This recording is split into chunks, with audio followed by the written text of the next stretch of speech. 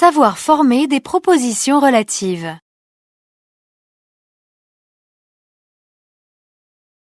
Les propositions relatives sont introduites par des pronoms relatifs qui sont les pronoms relatifs en WH, who, which, whose, when, where, that, le relatif 0, c'est-à-dire un vide.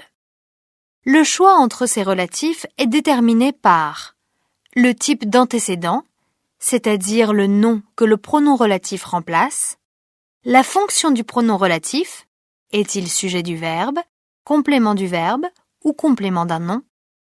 Il y a souvent plusieurs possibilités. Il existe quelques règles à appliquer absolument. Who, uniquement pour les personnes, et which, uniquement pour les choses. Le relatif 0 n'est jamais utilisé en fonction sujet. Il ne peut pas remplacer who, which ou that dans des phrases comme The girl who called yesterday is my sister. The girl that called yesterday is my sister. La fille qui a appelé hier est ma sœur. Ou comme The book which is on the top shelf is a dictionary. The book that is on the top shelf is a dictionary. le livre qui est sur l'étagère du haut est un dictionnaire.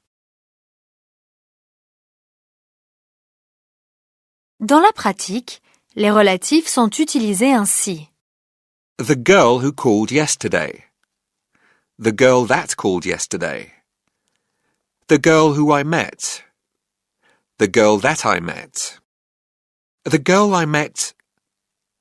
The girl I told you about yesterday. The girl whose father. The book which is on the top shelf. The book that is on the top shelf. The book that you bought. The book you bought. The book I told you about yesterday. The book whose title. Avec le relatif 0, si le verbe se construit avec une préposition, la préposition est obligatoirement placée après le verbe et éventuellement après son complément direct. I haven't seen the film you're talking about. Je n'ai pas vu le film dont tu parles.